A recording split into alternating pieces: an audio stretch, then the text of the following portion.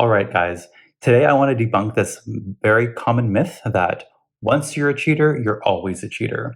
Now, for those of you who have been cheated on in the past, I admit this might be a very triggering or personal video, and I invite you especially to listen in on what I have to say about this. If you're new here, my name is Michael Diorio. I'm a certified life and wellness coach, and I help people build self-confidence from the inside out. Okay, so let's dig in. Let's debunk this myth with the very first, most obvious problem here, and that it is a blanket statement. It is impossible for someone to not be able to change or not have the capacity to change. The statement negates someone's personal power. It negates their autonomy. It negates their sovereignty to change if they want to. Now, yes, it's true. I also say when someone shows you who they are, believe them in the moment. It's possible for people to change. And I'm not saying that once you're a cheater, you're never going to do it again. There are, in fact, many people who cheat and do this as a sport or as a habit. But this is a blanket statement that serves nobody. This is equivalent of saying once you're a smoker, you're always a smoker. Once you have anger issues, you're always going to have anger issues. Once you overeat, you're always going to overeat. Again, it completely negates people's personal power to change if they want to. Okay. Now, I know that blanket statements can be very comfortable blankets, which brings me to point number 2. When I've heard this statement be used, it's often by people who have been cheated on. And obviously, there's a lot of hurt and pain and suffering that comes from that experience. And so you look for places or things to use to help you heal. And I think the statement, once a cheater, always a cheater, really helps people who are going through that pain because it allows them to maybe think, oh, this was always meant to happen. It's just who he is or she. And there's nothing I can really do about it, nothing he can do about it. It gives it that meant to be-ness, which again, completely negates anyone's personal power or anyone's personal choice in the decision. So I think as much of a blanket statement it can be used as a comfort blanket statement for people who have been cheated on. Okay, I want to take a pause here and ask you guys, have you been cheated on? And if so, please let me know in the comments. And if you're brave enough to admit that you have also cheated on someone, tell me. I'd love to hear from you, especially because I believe in your personal power to change if you so want to. So I'd love to hear both sides of it. Okay, point number 3, let's admit it. Relationships are hard. They're not easy. And people are going to tell you, oh, but when you love someone, it's easy and there's no difficulty. That's bullshit. I completely disagree with that. Also, what is hard is monogamy. Monogamy can be very hard for some people. And again, this is an opinion that a lot of people have shame in admitting. A lot of people do not want to admit that monogamy is hard for them, but trust and believe that I talk to many people, men, women, old, young, all sides of the spectrum, who have told me monogamy is hard. It is challenging. No matter how much they love their partner, monogamy can be hard for some people.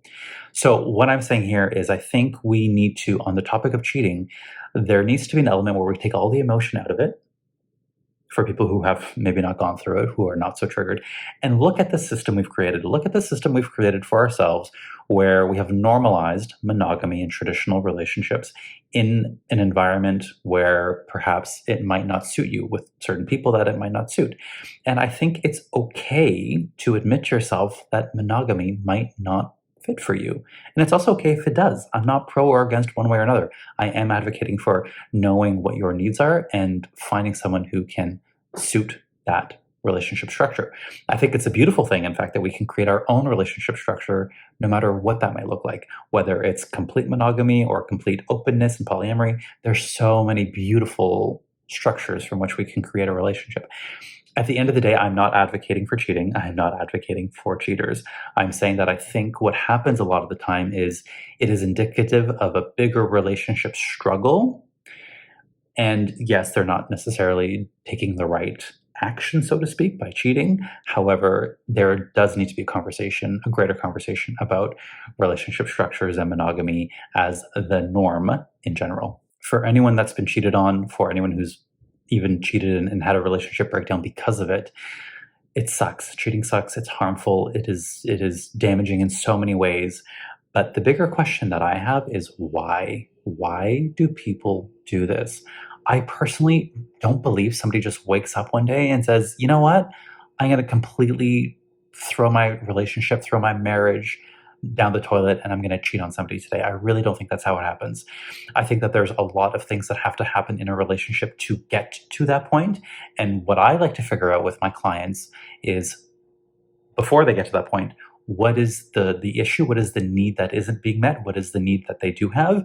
And finding a way, finding a safe space within that relationship to open up a conversation, an honest conversation, without judgment, without shame, but simply to have a conversation where we can speak about what those needs might be and how they can be met, ideally together.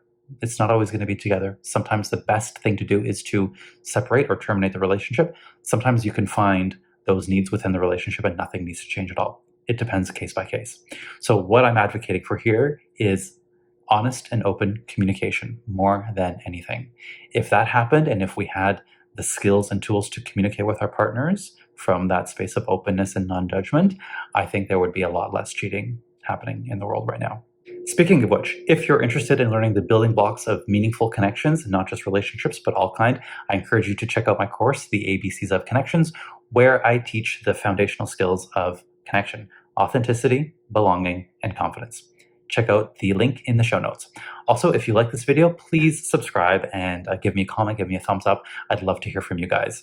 Also, if you're not already following me on Instagram, please do so. I post content there all the time, and that's a lot more fun because I can engage with you guys directly. Okay, thank you so much for joining me today, and be well.